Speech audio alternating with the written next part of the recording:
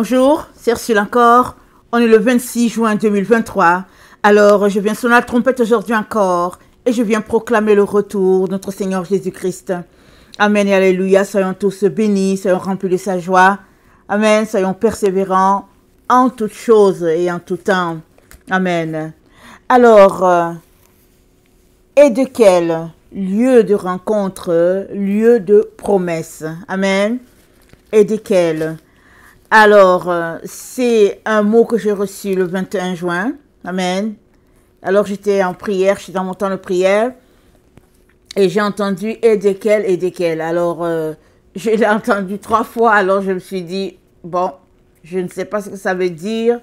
Mais je pense qu'il faudrait que j'aille voir. Donc, j'ai pris ma tablette pour taper et desquels. Et à ma surprise, c'était un mot qui existait. Et ça m'a donné Genèse 2 au Jardin d'Éden. C'est là que ça m'a renvoyé tout de suite. Et après, j'ai continué de faire mes recherches. Ça m'a renvoyé à Daniel. Et ça m'a pris au moins 2 jours pour savoir qu'est-ce que Dieu voulait que j'apporte. Parce qu'il y a des jours où Dieu me donne une référence, il me donne un mot, il me dit avec précision ce qu'il veut que j'apporte. Il y a des jours aussi où il ne dit rien. Et quand je venais devant lui, il me disait juste « et desquels ?» Alors, ce que j'ai fait, voilà, j'ai pris tous ces jours-là à faire des recherches. Amen. J'ai fait des recherches et c'était un très, très bon temps. Amen. Le Seigneur voulait que je me concentre, n'est-ce pas, à rechercher. Et j'étais contente. J'ai découvert beaucoup de choses. Ça m'a pris quand même 5 jours. Amen. Alors, suite au mot et desquels, j'apporte donc 2 messages. Amen. Et les 2 messages sont aussi des paroles de notre Dieu à son peuple.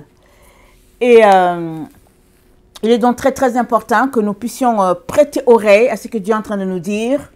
Et surtout, ranger notre vie par rapport à ce qu'il dit. Parce que nous sommes complètement à la fin, même si plusieurs ne le réalisent pas ou bien pensent qu'ils ont encore le temps, il n'y a plus le temps. Amen. Le temps est écoulé. Alors, je viens donc parler donc desquels un lieu de rencontre, un lieu de promesse. Donc ça, c'est la première vidéo.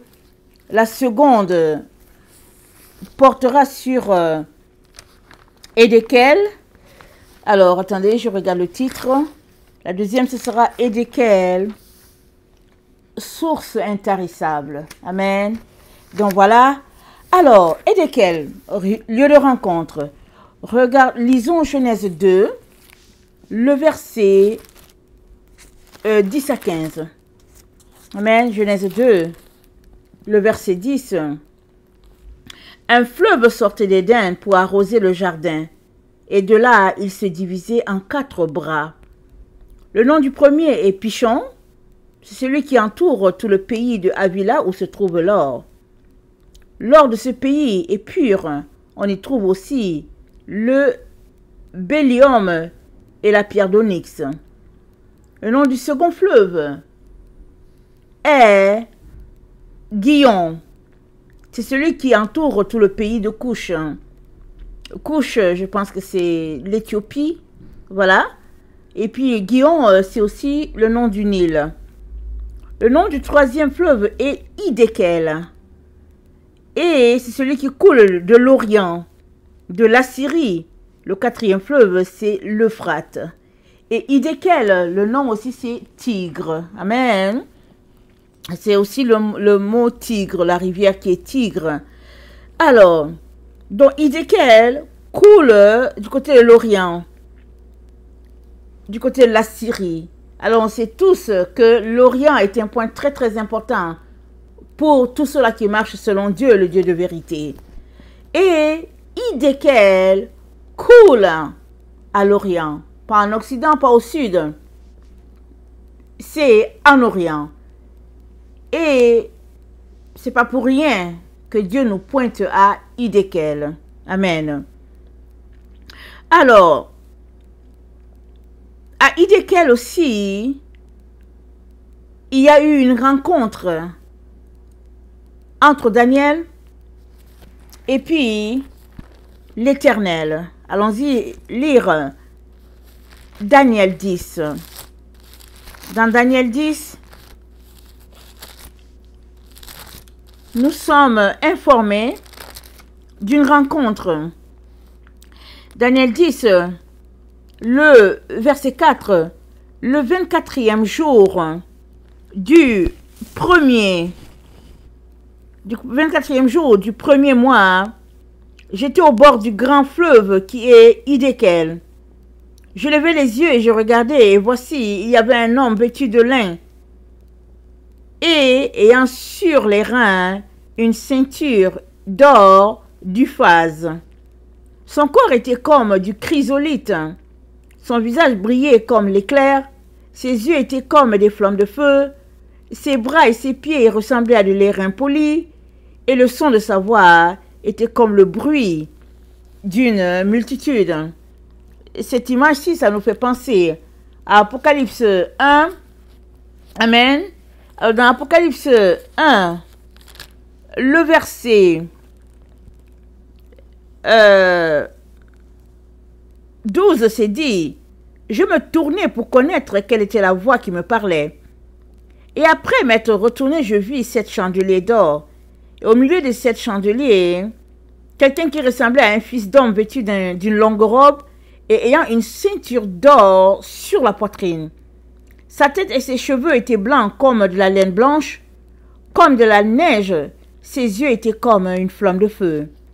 Ses pieds étaient semblables à de l'airain ardent, comme s'il eût été embrasé dans une fournaise, et sa voix était comme le bruit de grandes eaux. Il avait dans sa main droite 7 étoiles, de sa bouche sortait une épée aiguë, à 2 tranchants, et son visage était comme le soleil lorsqu'il brille dans sa gloire. Donc voilà, donc cette personne d'Apocalypse 1, comme on vient de lire, ressemble beaucoup à la personne de Daniel 10, le verset 5 et 6. Alors, le verset 7 de Daniel 10, moi, Daniel, je vis seul la vision, et les hommes qui étaient avec moi ne la virent point, mais ils furent saisis d'une grande frayeur, et ils prirent la fuite pour se cacher. Je restai seul, et je vis cette grande vision. Les forces me manquèrent, mon visage changea de couleur, et fut décomposé, et je perdis toute vigueur. J'entendis le son de ces paroles, et comme j'entendais le son de ces paroles, je tombai frappé d'étourdissement, la face contre terre. Et voici, une main me toucha, et secoua mes genoux et mes mains. Puis il me dit: Daniel, homme bien-aimé, sois attentif aux paroles que je vais te dire. Tiens-toi debout à la place où tu es, car je suis maintenant envoyé vers toi.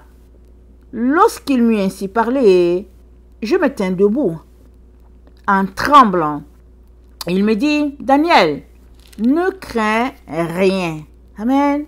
Daniel, ne crains rien, car dès le premier jour où tu as mis à cœur de comprendre et de t'humilier devant Dieu, tes paroles ont été entendues, et c'est à cause de ces paroles que je viens. Amen. Donc, Daniel, par son jeûne et la prière, il a déclenché un mouvement. Amen. Et l'ange, ou bien le représentant de Dieu, est venu jusqu'à Daniel. Alors, qu'est-ce que Dieu est en train de nous dire? Dieu est en train de nous dire que souvent, ça prend qu'on déclenche l'événement. Amen. Ça prend qu'on déclenche l'événement. Parce que l'apôtre Jacques dit: approchez-vous de Dieu et il s'approchera de vous. Amen. C'est ça que l'apôtre Jacques dit. C'est à nous de nous approcher de Dieu. C'est à nous de chercher à comprendre. Amen. Et Dieu va venir. Ça, c'est dans Jacques 4, le verset 8. Approchez-vous de Dieu, et il s'approchera de vous. Nettoyez vos mains pécheurs, purifiez vos cœurs. Hommes irrésolus, sentez votre misère, soyez dans le deuil et dans les larmes. Que votre rire se change en deuil, votre joie en tristesse. Humiliez-vous devant le Seigneur, et il vous élèvera. Amen. Humiliez-vous devant le Seigneur, et il vous élèvera. Alors, donc, le représentant de Dieu vient jusqu'à Daniel. Première des choses, il dit à Daniel, ne crains rien. Amen. Ne crains rien. Deuxième point, il lui dit, tes paroles ont été entendues. Et à cause de tes paroles, je viens. Donc, ne crains rien. Première chose, tes paroles ont été entendues. Amen. Et je viens. Et il dit à Daniel, il lui informe que le chef du royaume de Perse m'a résisté pendant 21 jours. Et nous savons ici que ça fait référence à l'ennemi, à Satan, qui est venu opposer l'ange de Dieu. Et il y a eu un combat. Et l'ange est venu jusqu'à Daniel. Maintenant, il a dit 21 jours. Est-ce que ça correspond au temps où Daniel a jeûné? Parce que Daniel a fait un jeûne de 21 jours. Est-ce que c'est cela? Je ne suis pas allé en profondeur dans ce côté-là. Je me suis concentré sur un point. Amen. Mais on va voir qu'est-ce que le Seigneur a pour nous par la suite des temps. Amen. S'il y a un message, il le donnera. Alors, et Daniel nous dit, au verset 16, il dit, voici, c'est-à-dire qu'il a tourné son visage vers la terre, il a tourné son visage, disons, sur le sol, vers le sol, et il voit une autre personne. Elle a l'apparence humaine, et cette personne-là touche les lèvres de Daniel, et Daniel ouvre la bouche, alors il parle. Ici, on comprend que c'est comme de la purification, comme ce qui s'est passé dans Ésaïe 6. Ésaïe, le prophète Ésaïe dit, « Je suis impur, et mes yeux ont vu le roi. » Et ses lèvres ont été touchées, afin que sa langue puisse se purifier, pour qu'il puisse parler. Amen. Alors, c'est le même phénomène ici. Alors, Daniel se met à converser avec le Fils de l'homme. Donc ici, il y a trois personnes. Il y a celui-là qui a la ceinture à la taille, qui brille comme un chrysolite, c'est ça qu'il dit. Il y a l'autre que Daniel dit, il a l'apparence d'un être humain. Et puis, il y a Daniel lui-même. Donc, il y a cette rencontre-là entre ces trois personnes. Et la rencontre se passe où? Daniel nous dit, Daniel dit sur le verset 4, il dit, « J'étais au bord du grand fleuve, Hiddekel. » C'est là que Daniel se trouvait. Et nous savons que pour notre Dieu, c'est très très important les points de rencontre. Regardons dans le jardin. Amen. À Gethsemane, un point très important. Jésus-Christ se priait là. Et il y a eu une vision. Pierre, Jean ont été marqués, ils ont vu Moïse et Élie en compagnie de Jésus-Christ. Amen. À la transfiguration. Les points sont très très importants pour Dieu notre Père. Amen. Alors, Hiddekel devient ce point-là très important de rencontre. Mais, c'est aussi dit que le jardin d'Éden, du jardin d'Éden, partait un fleuve qui s'est divisé en 4 parties. Et un cours passait à Hiddekel. Il y avait une partie, je veux dire, une branche de l'eau qui partait de Éden. Une partie de cette eau-là, amen, était appelée Hiddekel. Et ça coulait du côté de l'Orient vers la Syrie.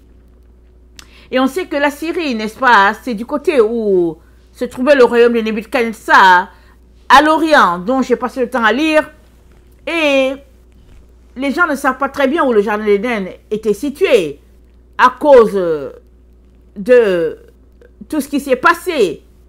Mais ils pensent que c'est dans cette région-là, parce que quand c'est décrit, on voit la Turquie, la Syrie, c'est cette zone-là, l'Irak, et puis couche l'Éthiopie, la Namibie, la Nubie, voilà, dans cette zone-là où c'est décrit.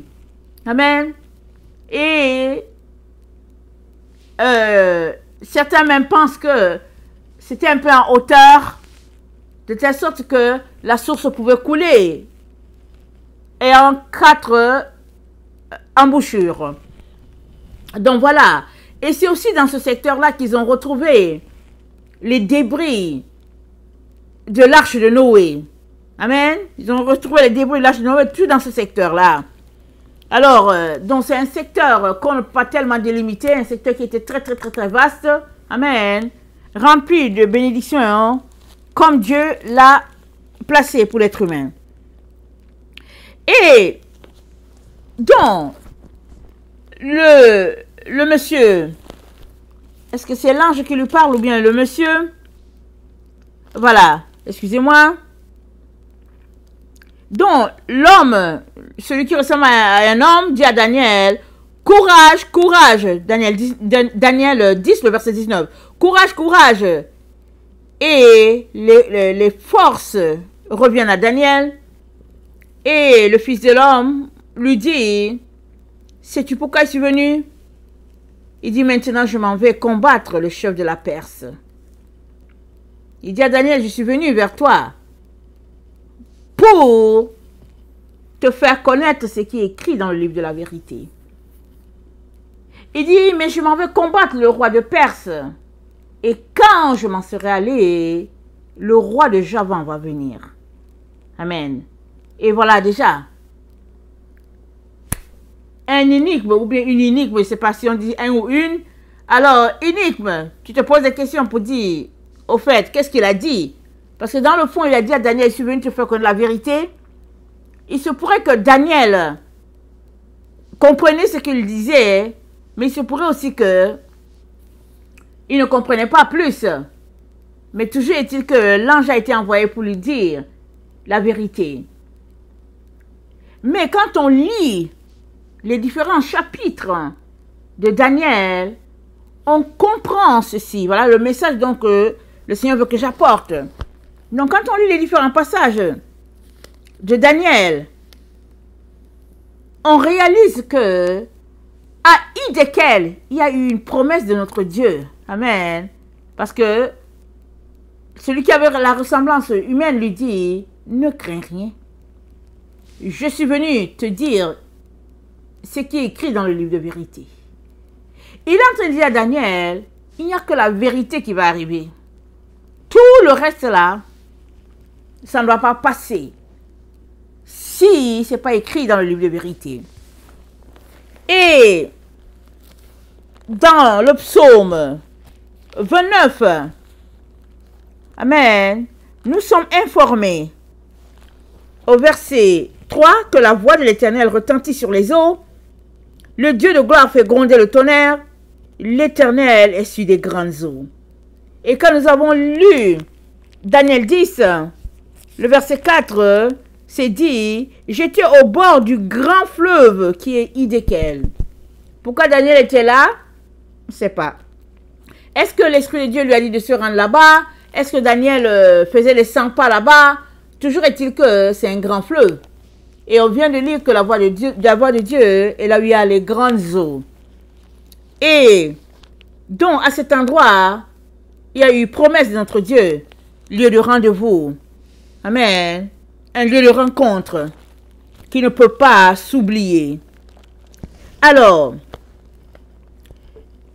donc, il dit à Daniel, excusez-moi, je lis mes notes. Il dit à Daniel, seule la vérité va arriver. Mais, quand on lit tout Daniel, Daniel 1, 2, 3, jusqu'à qu'on arrive à cette partie 10, on se rend compte que il y a de l'intrigue qui se joue là, dans Daniel 2, on est informé, avec Nebuchadnezzar qui fait son rêve avec un grand arbre, Nebuchadnezzar, au fait, qui est rempli d'orgueil, et puis à qui Dieu donne des révélations, et puis le roi Nebuchadnezzar qui quand même méprise Dieu, il est transformé en animal, pendant 7 ans il est chassé de la présence des humains, et puis il revient encore, et il reconnaît que Dieu est Dieu, et il est réhabilité, et toujours est-il que Dieu a révélé au roi Nebuchadnezzar par la bouche de Daniel qu'il y aura 4 royaumes sur la terre. Le premier royaume qui est la tête étant le royaume où se trouve le roi Nebuchadnezzar, c'est lui la tête. Il y aura un deuxième royaume, la poitrine, il y a l'autre au niveau du tronc, je veux dire au niveau, voilà, entre le tronc et puis les pieds. Et puis l'autre, c'est au niveau des pieds même, là où on marche, les 10 orteils, voilà. L'autre, c'est au niveau des orteils. C'est le 4e royaume, le royaume qui va s'élever de notre temps, celui-là sous lequel nous sommes, gouverner sur la terre. Et Daniel est informé que ce 4e royaume, qui est le dernier, qui constitue les 10 orteils, sera un royaume terrible. Les êtres humains seront maltraités, en particulier les enfants de Dieu. Ils seront abusés, comme on dit, dans Daniel 7, parlant de ce 4e royaume. C'est dit, Daniel 7, le verset 23, il me parla ainsi, le quatrième animal, c'est un 4e royaume qui existera sur la terre, différent de tous les royaumes, qui dévorera toute la terre, la foulera et la brisera. Les 10 cornes, ce sont 10 rois qui s'élèveront de ce royaume. Un autre s'élèvera après eux, il sera différent des premiers. Il abaissera 3 rois, il prononcera des paroles contre le Très-Haut, il opprimera les saints du Très-Haut, et il espérera changer les temps et la loi, et les saints seront livrés entre ses mains pendant un temps, des temps et la moitié d'un temps. Puis viendra le jugement, et on lui ôtera sa domination, qui sera détruite et anéantie pour jamais. Amen. On est donc dans le 4e royaume, le royaume qui sera anéanti, détruit à tout jamais, et qui régnera à sa place, qui prendra place. Daniel 2, le verset 35 nous dit, alors le fer, l'argile, les reins, l'argent, l'or furent brisés ensemble, devinrent comme la balle qui s'échappe d'une ère en été, le vent les emporta et nulle trace n'en fut trouvée. Mais la pierre qui avait frappé la statue devint une grande montagne qui remplit toute la terre. Donc la petite pierre devient une grande montagne, la petite pierre qui frappe la grande statue. Amen. Elle anéantit la statue et cette statue n'est autre que le symbole de Babylone, de ce règne-là qui écrase les peuples sur la terre, qui les domine. Amen. Et la petite pierre représente le royaume de Christ. Et ce royaume va prendre la place. Et à tout jamais, Dieu régnera au milieu de ses enfants. Et nous sommes dans ce temps-là. Même si nos yeux ne voient pas ce qui se passe, il y a beaucoup de choses qui se passent dans le monde spirituel. Beaucoup de choses se passent. Et Dieu a en main le contrôle de ce qu'il a créé. Amen. On a l'impression que Dieu, au fait, n'est pas là, mais il est bel et bien là et il est en contrôle de tout ce qui se passe. Amen. Et nous sommes dans ce temps-là. Nous sommes dans le temps des 10 orteils. Amen. Dans Daniel 7, c'est dit, parce que c'est Daniel qui parle, au Daniel 7, au verset 7, il dit, après cela, je regardais pendant mes visions nocturnes, et voici, il y avait un 4e animal, terrible, épouvantable, extraordinairement fort. Il avait de grandes dents de fer, il mangeait, brisait, foulait aux pieds ce qui restait. Il était différent de tous les animaux précédents. Il avait 10 cornes. Je considérais les cornes, et voici, une autre petite corne sortit du milieu d'elle. Et 3 des premières cornes furent arrachées devant cette corne. Et voici, elle avait les yeux comme les yeux d'homme et une bouche qui parlait avec arrogance. Donc Daniel prime abord, il voit au fait 10 cornes, mais son œil, son troisième œil, son œil spirituel détecte, amen, une autre corne qui est là. Et cette petite corne qui n'est pas visible, c'est elle qui place les pions, qui joue entre les différentes têtes et qui fait que le quatrième royaume est tel qu'il est, rempli de cruauté, rempli de ténèbres et puis rempli de mépris envers les enfants de Dieu. Parce que ce quatrième royaume-là, amen, c'est dit de lui. Au verset 24, les 10 cornes, ce sont 10 rois qui s'élèveront de ce royaume. Un autre s'élèvera après eux. Il sera différent des premiers. Il abaissera 3 rois, prononcera des paroles contre le Très-Haut, opprimera les saints du Très-Haut, et il espérera changer les temps et la loi. Et les saints seront livrés entre ses mains pendant un temps, des temps et la moitié d'un temps, puis viendra le jugement. Donc Daniel voit toutes ces choses-là. Et Daniel nous dit toujours qu'il est troublé. Par exemple, dans Daniel 8, amen. Dans Daniel 8, excusez-moi, plutôt dans Daniel 7, dans Daniel 7, le verset 15, Daniel eut l'esprit troublé au-dedans de lui. Et les visions l'effrayèrent. Il s'approcha de l'un de ceux qui étaient là et il leur dit qu'est-ce qui était vrai dans toutes ces choses-là. Il voulait savoir. Il voulait savoir parce qu'il était troublé. Il dit, mais est-ce que tu peux me dire qu'est-ce qui est vrai dans ça? Et on comprend que au chapitre 10, parce que nous sommes ici au chapitre 7, alors Daniel veut comprendre. Et il y a quelqu'un, amen, d'une carrure, d'une présence vraiment divine qui vient. Et Daniel est saisi par la présence de la personne. Et celui-là qui a l'apparence humaine lui dit, ne crains pas. N'aie pas peur. On est venu te révéler la vérité. Parce que Daniel, il a vu beaucoup de visions. Il a vu le royaume dirigé par les Perses et les Mèdes. Amen. Daniel 7. Il a vu le royaume qui s'élève, dont les origines viennent de Java, c'est-à-dire l'Europe.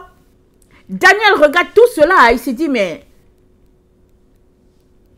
qu'est-ce qui va se passer sur la terre? Parce que quand il regarde les gens qui sont là, il les regarde. Daniel les a appelés des animaux. Pourquoi?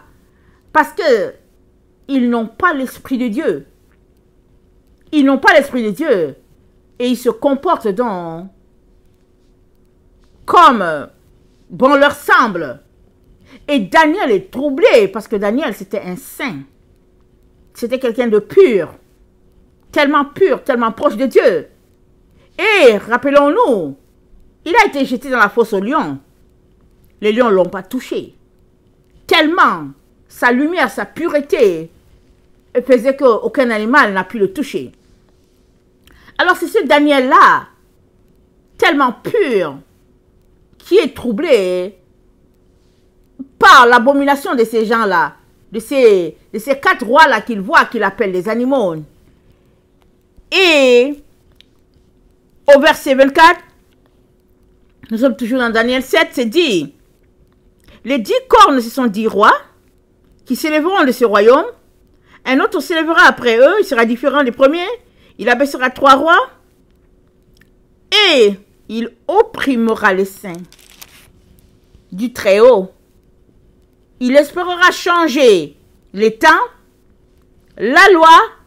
Les saints seront livrés entre ses mains pendant un temps, des temps et la moitié d'un temps. Puis viendra la fin. Et j'espère que tu le sais, toi qui m'écoutes, on est dans le temps de Daniel. On est complètement dans le temps de Daniel, c'est-à-dire on est complètement à la fin. C'est ça que tu dois comprendre. C'est ça que tu dois comprendre. Ça, c'est le message que Dieu te donne. Si tu es encore en train de traîner, en train d'espérer bâtir une carrière et un avenir, Dieu est en train de te dire, mets ta vie en règle. Parce que la fin est là. Mais quelle fin? La fin de toutes ces intrigues-là, ces manipulations-là, ces royaumes qui sont là en train de se placer depuis des siècles, qui empêchent que le plan de Dieu puisse se réaliser comme Dieu l'a résolu. C'est la fin de ces royaumes-là. C'est la fin de cette grosse montagne-là, où l'or, l'argent, le bronze, tous ces matériaux-là qui portent à la prestance de l'être humain, la gloire de ce monde, tout cela va voler en éclats. Pour que soit adoré le roi des rois et le Seigneur des seigneurs. Et Dieu, amen, vient rassurer Daniel pour lui dire, sois calme. Amen, sois calme. Parce que dans le domaine des rêves et des visions, souvent on se demande, au fait, ce que Dieu m'a montré, est-ce que ça, c'est ce qui va arriver? Ou bien, est-ce que plutôt, ce que Dieu me montre, c'est pour que je prie, pour que ça n'arrive pas? Voilà ce qui se passe dans les rêves et les visions. Il faut toujours savoir quel est le message que Dieu donne. Quand Dieu donne un rêve, il donne une vision. Il y a des rêves où, si tu pries, rien ne va arriver parce que c'est des rêves avertisseurs. Et Dieu te le donne pour que tu puisses prier, pour bloquer le plan de l'ennemi. Il y a aussi d'autres choses que Dieu te montre pour te dire, c'est ça qui est écrit dans le livre de vérité, et ça va arriver. Et toi, prépare-toi, arme-toi, et puis bon, voilà. Donc, Daniel, il voit toutes ces affaires. Il voit Daniel 2, il voit Daniel 7, il voit Daniel 8, parce que Daniel 7 et Daniel 8 se chevauchent. Alors, Daniel 7 et Daniel 8, c'est toujours le 4e royaume. Alors, Daniel 7, les saints sont livrés, amen, entre, pendant un temps, 2 temps et la moitié d'un temps, les saints sont maltraités, et tout, et Daniel a l'impression que ils ne prendront pas le dessus. Amen. Daniel a l'impression que les saints ne vont pas s'en sortir. C'est pourquoi l'ange de Dieu est là pour lui dire, sois calme. Sois calme, sois tranquille. Dieu n'a pas dit son dernier mot. Et l'ange lui dit, je veux combattre le roi de Perse. Amen. Et qu'est-ce qui est dit dans la parole de Dieu? Regardons un peu ce qui est dit en ce qui concerne le roi de Perse. Ésaïe 13, voilà ce qui est écrit. Oracle sur Babylone, révélé à Ésaïe, fils d'Amoth, sur une montagne, nu, dressez une bannière, élevez la voix vers eux, faites les signes avec la main, qu'ils franchissent les portes des tyrans. J'ai donné des ordres à ma sainte milice. J'ai appelé les héros de ma colère, ceux qui se réjouissent de ma grandeur. On entend une rumeur sur les montagnes, comme celle d'un peuple nombreux. On entend un tumulte des royaumes, des nations rassemblées. L'Éternel des armées passe en revue l'armée qui va combattre. Ils viennent d'un pays lointain, de l'extrémité des cieux. L'Éternel et les instruments de sa colère vont détruire toute la contrée. Gémissez, car le jour de l'Éternel est proche. Il vient comme un ravage du Tout-Puissant. C'est pourquoi toutes les mains s'affaiblissent et tout cœur d'homme est abattu. Ils sont frappés d'épouvante. Les spasmes et les douleurs les saisissent. Ils se tordent comme une femme en travail. Ils se regardent les uns les autres avec stupeur. Leurs visages sont enflammés. Voici le jour de l'Éternel arrive. Jour cruel, jour de colère et d'ardente fureur. Qui réduira la terre en solitude et en exterminera les pécheurs? Car les étoiles des cieux et leurs astres ne feront plus briller leur lumière. Le soleil s'obscurcira dès son lever. et la lune ne fera plus luire sa clarté. Je punirai le monde pour sa malice, et les méchants pour leurs iniquités. Je ferai cesser l'orgueil des hautains, et j'abattrai l'arrogance des tyrans. Je rendrai les hommes plus rares que leur faim. Je les rendrai plus rares que l'or d'Ophir. C'est pourquoi j'ébranlerai les cieux, et la terre sera secouée sur sa base. Par la colère de l'Éternel des armées, au jour de son ardente fureur. Alors, comme une gazelle effarouchée, comme un troupeau sans berger, chacun se tournera vers son peuple, chacun fuira vers son pays. Tous ceux qu'on trouvera seront percés, et tous ceux qu'on saisira tomberont par l'épée. Je vais m'arrêter là. Donc, Ésaïe 13 décrit ce qui va se passer dans les temps où nous sommes et ce que Daniel voit. Au fait, ces prophètes-là, ils ont reçu à peu près les mêmes révélations ou bien des révélations qui se complètent. Parce que les rois, comme le temps de Nebuchadnezzar, là où Daniel a vécu, ils avaient un projet loin du celui du Dieu créateur. Dieu avait un plan, mais les êtres humains marchaient et puis marchent encore selon la vanité de leurs pensées. Et Dieu a décidé tout simplement que il les a laissés faire. Et à partir du 4e royaume que Daniel a vu, c'est le règne de Dieu qui va s'établir sur la terre. Et l'ange qui est envoyé vers Daniel lui révèle cela pour dire, ne crains pas, ne t'inquiète pas. Vient un temps où Dieu va tout simplement régner sur la terre. Et là, je lui dis, ça ne concerne pas ton temps. Va te reposer. Mais, au temps de ce 4e royaume-là, quand le combat de la fin va arriver, Michael va se lever et il va venir combattre auprès des enfants de ton peuple. Daniel 12. On va lire cela. Daniel 12. En ce temps-là se lèvera Michael, le grand chef, le défenseur des enfants de ton peuple, et ce sera une époque de détresse telle qu'il n'y en a point eu de semblable depuis que les nations existent. Jusqu'à cette époque. Et en ce temps-là, ceux de ton peuple qui seront trouvés inscrits dans le livre seront sauvés. Plusieurs de ceux qui dorment dans la poussière de la terre se réveilleront, les uns pour la vie éternelle, les autres pour l'opprobre, pour la honte éternelle. Ceux qui auront été intelligents brilleront comme la splendeur du ciel, et ceux qui auront enseigné la justice et la multitude brilleront comme les étoiles à toujours à perpétuité. Toi, Daniel, tiens secrète ces paroles. C'est le livre jusqu'au temps de la fin. Plusieurs alors liront et la connaissance augmentera. Amen. Donc, c'est dit que ceux qui seront trouvés inscrits dans le livre seront sauvés.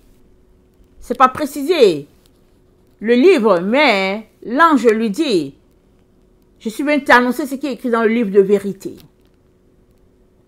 Donc, tous ceux-là qui sont inscrits dans le livre de vérité seront sauvés. Pourquoi? Parce que ils ont décidé de retourner à l'origine. Apocalypse 13, le verset 8. Apocalypse 13, le verset 8, c'est dit ceci. Excusez-moi. Excusez-moi. Je vais commencer à lire à partir de 7. Alors. Et il lui fut donné de faire la guerre aux saints, de les vaincre. Il lui fut donné autorité sur toute tribu, toute langue, tout peuple et toute nation. Et tous les habitants de la terre l'adoreront. Ceux dont le nom n'a pas été écrit dès la fondation du monde dans le livre de vie de l'agneau qui a été immolé. Amen. Donc, les habitants de la terre vont se retrouver à être soumis à ce royaume-là, ce quatrième royaume. Parce que si nous rappelons bien, Daniel ne s'est pas plié aux exigences du roi. Et on l'a jeté dans la fosse au lion. Daniel a dit, non, vous pouvez faire ce que vous voulez. Je ne veux pas me courber devant votre statue. Et il a été jeté à la fosse au lion, Dieu l'a gardé. Et on comprend que l'ange qui vient lui parler, lui dit, Dieu va garder ceux-là qui sont comme toi. C'est-à-dire ceux-là qui vont se lever pour la vérité comme toi. L'ange va les garder, c'est-à-dire Michael va les garder. Il lui dit, toi va en paix. Parce que Daniel, dans sa vision, il voyait juste des êtres humains qui étaient, entre guillemets, des animaux. Il ne marchait pas selon Dieu. Et Daniel était dans le troublé, il se disait, mais qui sera sauvé? Il était troublé. Et l'ange lui dit, il y en a qui vont se lever, la connaissance de la vérité va augmenter. Voilà pourquoi l'ange est venu révéler ça tôt à Daniel. Daniel a vécu bien avant que Jésus-Christ vienne. Amen. Et quand on voit la vie de Daniel, on voit un être tellement pur. Mais quand on lit aussi la Bible, on est informé que les ténèbres allaient couvrir la terre. Et les peuples seront conduits dans l'égarement. Et nous sommes la génération qui vraiment vivons dans toutes sortes d'idolâtries qu'on nous a enseigné disant que c'est comme ça qu'il faut adorer Dieu. Donc Daniel s'est dit, mais qu'est-ce qui va arriver à cette génération-là? C'est quoi qui arrivera? Et l'ange lui dit, la connaissance va augmenter par tes révélations, toi Daniel. Toi, vas-y en paix, scelle d'abord cette parole, mais vers le temps de la fin, la connaissance va augmenter. Et ceux qui seront sauvés, ceux qui marcheront par la vérité, seront sauvés. Et Michael va les protéger. Amen. Alors, Apocalypse 13 qu'on vient de voir, correspond au combat des rois des Mèdes et des Perses, comme on a lu dans Ésaïe 13. Ça, c'est un premier groupement. Je l'ai dit tantôt, le quatrième royaume de Daniel se présente en deux phases. Il y a Daniel 7 et il y a Daniel 8. Amen. Alors, il y a un groupement en place pour écraser les enfants de Dieu. Amen. Et il y a un autre qui se forme dans Daniel 8. Nous le voyons dans Apocalypse 13. C'est décrit, Apocalypse 13 correspond à Daniel 7. C'est dit, puis je vis monter de la mer une bête qui avait 10 cornes, 7 têtes, et sur ses cornes 10 diadèmes, sur ses têtes le nom de blasphème. La bête ici, décrite dans Apocalypse 13, c'est l'entité en dessous. Amen. L'entité qui fait des intrigues en dessous. Le démon qui agit en dessous. Et qui fait que les choses vont dans le sens des rois de Mède et de Perse. Amen. Donc, Daniel 13, ici, c'est l'esprit, voilà, l'esprit qui est en dessous, qui fait fonctionner le système du quatrième royaume de Daniel. Amen. Alors, verset 2, la bête que j'ai vue était semblable à un léopard, ses pieds étaient comme ceux d'un ours, sa gueule comme la gueule d'un lion, le dragon lui donna sa puissance et son trône et une grande autorité. Et je vis l'une de ses têtes comme blessée à mort, mais sa blessure mortelle fut guérie, et toute la terre était dans l'admiration derrière la bête. Ils adoraient le dragon, parce qu'il avait donné l'autorité à la bête. Ils adoraient la bête en disant qu'elle est semblable à la bête, qui peut combattre contre elle. Amen. En toute chose, il y a l'autorité spirituelle en dessous, et il y a ce que nos yeux voient. Amen. Donc, Apocalypse 13, c'est l'autorité spirituelle en dessous. Et elle est dirigée, organisée par le dragon, le diable. Amen, le diable lui-même. Et dans Apocalypse 13, le verset 11, voilà un deuxième foyer qui se forme. c'est dit, Apocalypse 13, verset 11, « Puis je vis monter de la terre une autre bête qui avait 2 cornes, semblable à celle d'un agneau, et qui parlait comme un dragon. » Donc, Apocalypse 13, l'entité spirituelle est là en dessous, elle agit au niveau de la société de manière à écraser les enfants de Dieu, Apocalypse 13, le verset 7, mais à côté, amen, c'est-à-dire l'entité spirituelle en Daniel 13 jusqu'à Daniel en Daniel 13, le verset 1 à 7 agit pendant un certain temps, et puis il y a comme un repos. C'est dit dans Apocalypse, c'est dit dans Daniel 7, on le voit. Donc, Apocalypse 13, le verset 1 à 7, il y a des actions qui se passent, et il y a comme un temps d'arrêt, un temps latent qui est là. Dans Daniel 7, c'est dit au verset 11 et 12, « Je regardais alors à cause des paroles arrogantes que prononçait la corne, et tandis que je regardais, l'animal fut tué, et son corps fut anéanti, livré au feu pour être brûlé. Les autres animaux furent dépouillés de leur puissance, mais une prolongation de vie leur fut accordée jusqu'à un certain temps. » Une prolongation leur est accordée pendant un certain temps. Alors dans ce temps latent, il y a un autre royaume qui se forme et qui s'élève de manière encore à soumettre les enfants de Dieu. Et cet autre royaume qui s'élève est typique de la première entité et elle mimique la première entité à tout point de vue. Alors, Apocalypse 13, verset 11. « Puis je vis monter la terre une autre bête qui avait 2 cornes semblables à celle de l'agneau, semblable à celle d'un agneau. Elle parlait comme un dragon. » Donc, j'avais déjà fait des vidéos en disant que ici, c'est vraiment la représentation des enfants de Dieu. Amen. Comme un agneau, c'est-à-dire, c'est, entre guillemets, ceux qui se disent enfants de Dieu, mais qui sont manipulés. Et le deuxième foyer, né, sort du milieu des enfants de Dieu. Alors, on a l'impression que, oh, c'est doux, c'est calme, c'est un agneau, mais en dessous, le dragon est là. L'ennemi est là, Satan est là. Alors, on dit, elle exerçait toute l'autorité de la première bête. C'est-à-dire, elle agissait exactement comme la première entité.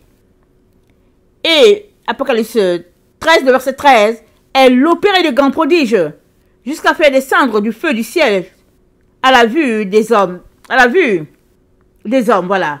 Alors, vous savez que faire descendre le feu, on peut faire descendre le feu. Les gens peuvent s'attarder à dire, je ne vois pas le feu descendre du ciel. Mais ici, le feu, c'est la propagande. Elle fait descendre la propagande. Amen. Et puis, elle excitait les habitants de la terre. Elle les séduisait de manière à adorer la première bête, c'est-à-dire Apocalypse 13, verset 1, la première entité. Et adorer, ça veut dire quoi? Ça veut dire s'accorder, aller dans le sens, admirer. Donc les habitants de la terre étaient appelés à aller dans le sens de l'entité démoniaque qui opère dans Apocalypse 13. Il lui fut donné d'animer l'image de la bête, afin que l'image de la bête parlât. Elle fit que ceux qui n'adoraient pas l'image de la bête fussent tués. Elle fit que tous, petits et grands, riches et pauvres, libres et esclaves, reçussent une marque sur leurs mains droite et sur leur front, et que personne ne put acheter, vendre sans avoir la marque, le nom de la bête ou le nombre de son nom. C'est ici la persévérance, que celui qui a de l'intelligence calcule le nombre de la bête, c'est un nombre d'hommes, et son nombre est 666. Donc les habitants de la terre sont appelés à se prononcer, amen, sur cette situation-là, qui se passe avec le 4e royaume. Et tout ce qui se passe dans ce 4e royaume de Daniel, tout ce qui se passe, je disais, est fait pour anéantir le peuple de Dieu, pour éteindre la lumière de l'enfant de Dieu. Alors tout est mis en place avec les moyens de séduction, d'escroquerie, toutes sortes de situations pour arracher à l'enfant de Dieu sa lumière. Voilà pourquoi, quand les disciples ont demandé à Jésus quand serait la fin, Jésus-Christ leur a dit, pourvu que vous ne soyez pas séduits. Parce qu'une fois que vous êtes séduits, mais vous n'allez pas vous rendre à la fin. Et aussi, dans Apocalypse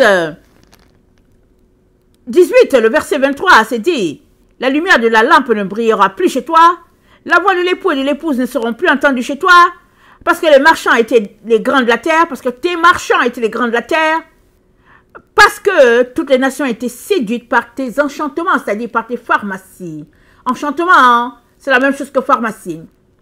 Donc, toute la terre a été amenée à s'adonner aux produits pharmaceutiques. C'est ça qui est écrit dans la Bible. Alors, la séduction est à tous les niveaux. À tous les niveaux de la société. Même dans un milieu où la séduction n'est pas supposée être, comme le milieu de la médecine, le milieu de la santé, c'est pas supposé être là-bas, mais la séduction est à tous les niveaux. Donc, l'ange dit à Daniel, je suis venu te dire de te calmer, ne crains rien. Alors, sois tranquille, parce que c'est seulement ce que Dieu a dit qui va arriver. Donc, je viens te le dire pour te calmer. Je m'en vais combattre le roi de Perse, comme on a lu dans Isaïe 13. On vient de lire Apocalypse 13 aussi. Je m'en vais combattre cette entité démoniaque-là. Mais sache que quand je vais partir et que je serai concentré à éteindre ce feu-là, il y a une autre entité qui va s'élever. C'est Daniel 8. Il y a un autre foyer qui va se créer. Il dit ça à Daniel. Il dit le foyer va se créer en imitation du premier. Mais il lui dit, t'inquiète pas, ça va vite se fermer. Pourquoi? Parce que dans Daniel 8, nous sommes informés que, le verset 22, les 4 cornes qui se sont élevées pour remplacer cette corne brisée, ce sont 4 royaumes qui s'élèveront de cette nation, mais qui n'auront pas autant de force à la fin de leur domination. Lorsque les pécheurs seront consumés, il s'élèvera un roi impudent et artificieux. Sa puissance s'accroîtra, mais non pas sa propre force. Il fera d'incroyables ravages, il réussira dans toutes ses entreprises, il détruira les puissants et les peuples des saints. À cause de sa prospérité et du succès de ses ruses, il aura de l'arrogance dans le cœur. Il fera périr beaucoup d'hommes qui vivaient paisiblement.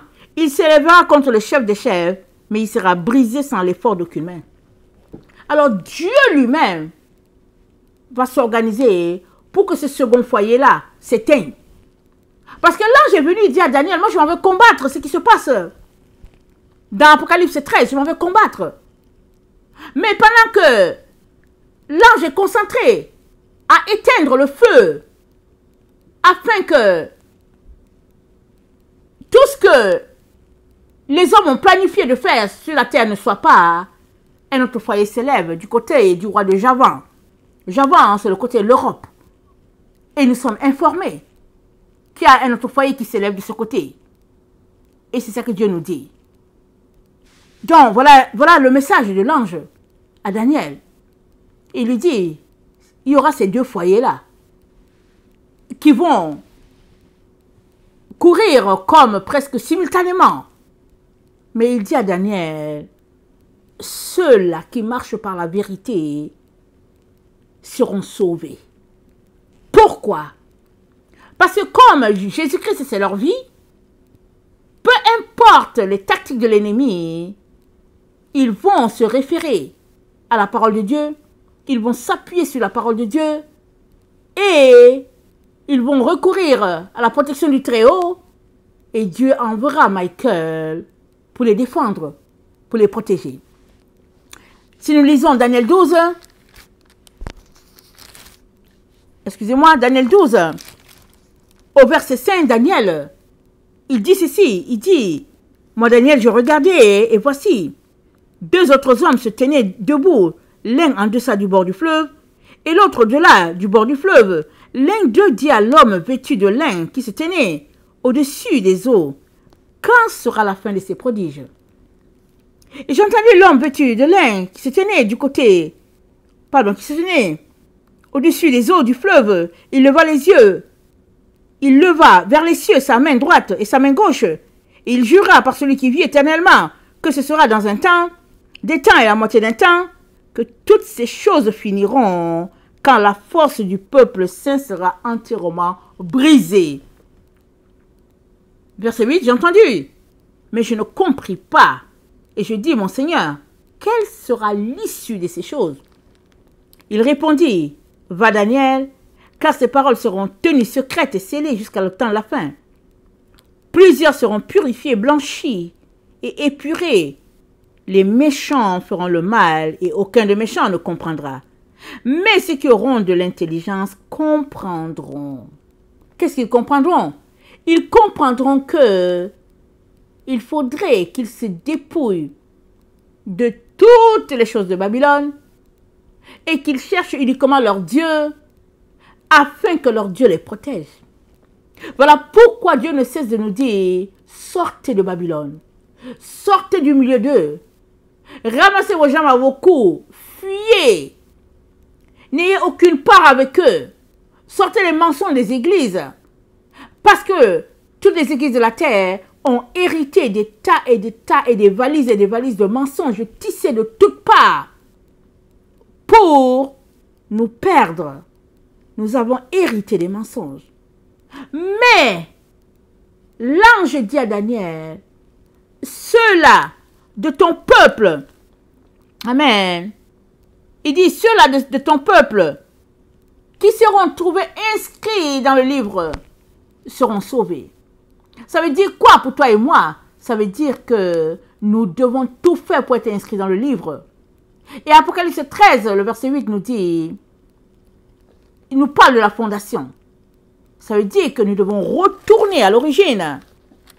Comme Jésus-Christ a dit à l'église de Philadelphie, pardon, à l'église de Laodicée. Jésus-Christ a dit à Laodicée, voici ce que dit l'Amen, le témoin fidèle et véritable, le commencement de la création de Dieu, ou bien le principe de la création de Dieu. Alors, quand on dit principe, on dit fondation. On dit base.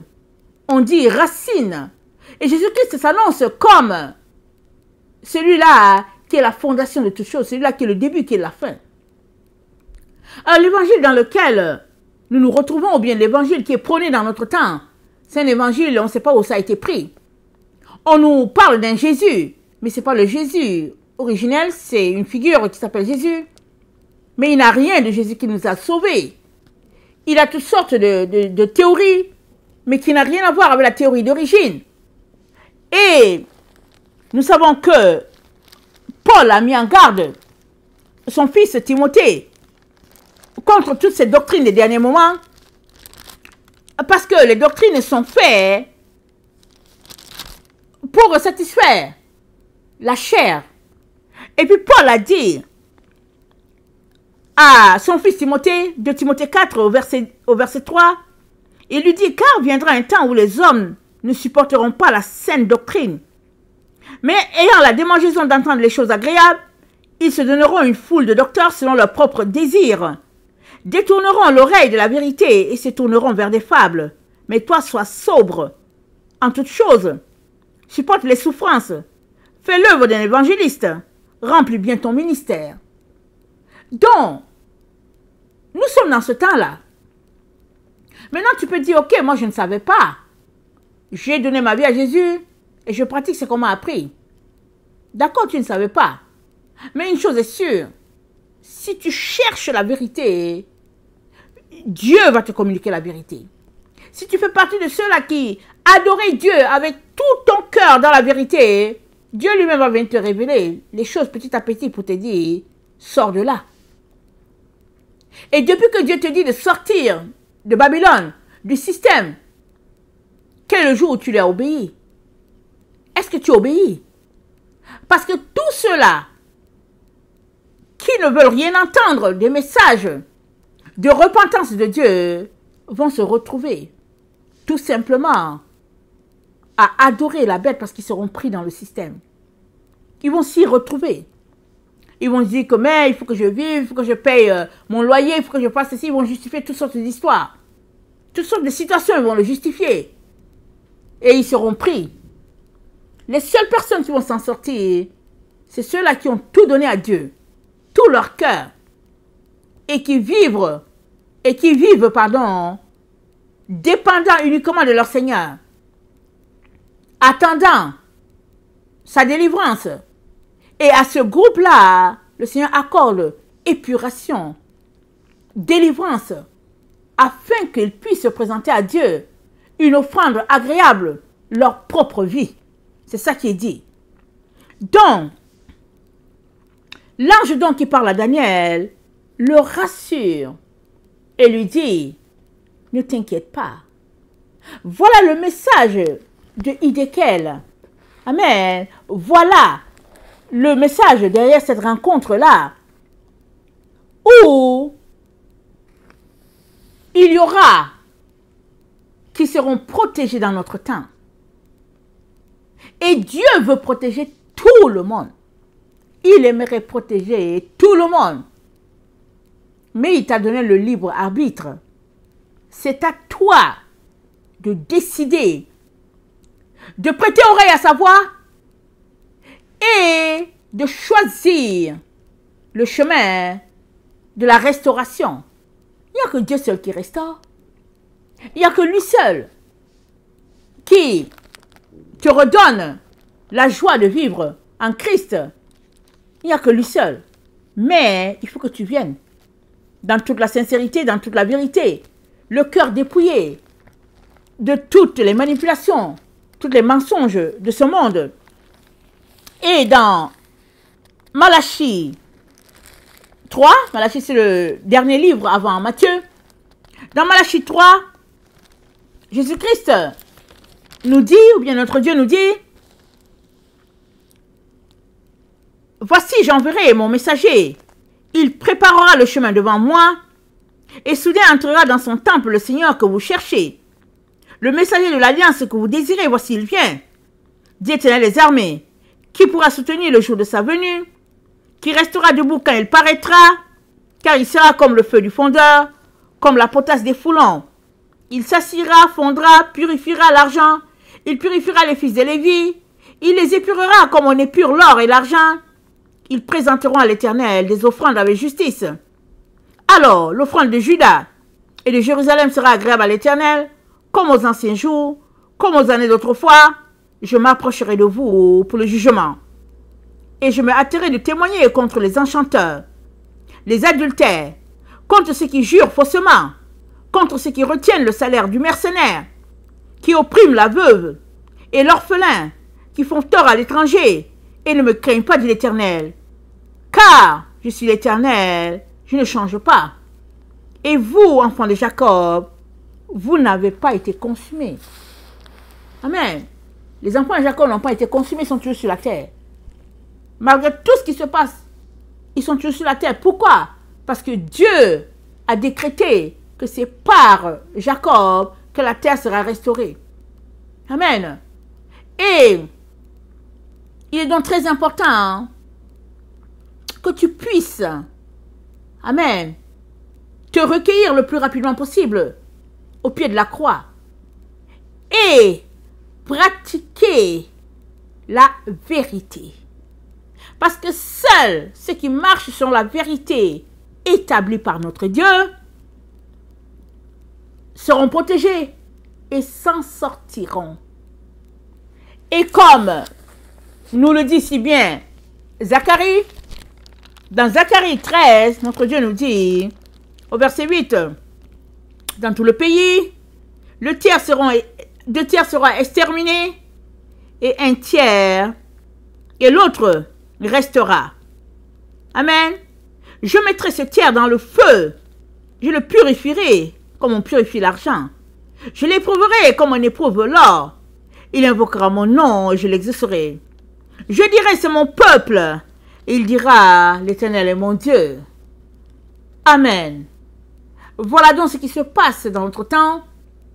Et Dieu donc nous dit idéquel lieu de rencontre. Amen. Lieu.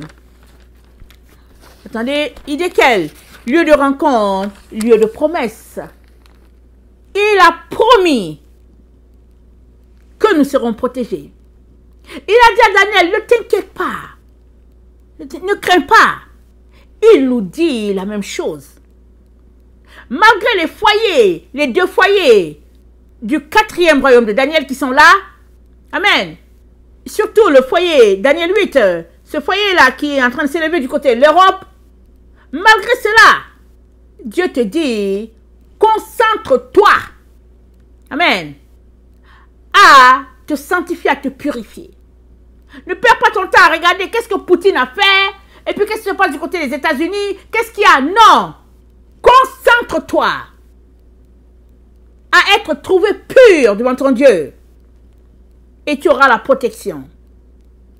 Que le Seigneur bénisse sa parole, et n'oublie pas que la promesse de notre Dieu, faite à Daniel, à Idéquel, et aussi la tienne, si tu décides de tout faire pour que ton nom soit écrit dans le livre de vie, le livre de vérité. Que le Seigneur bénisse sa parole. Maranatha, Jésus revient. Amen et alléluia.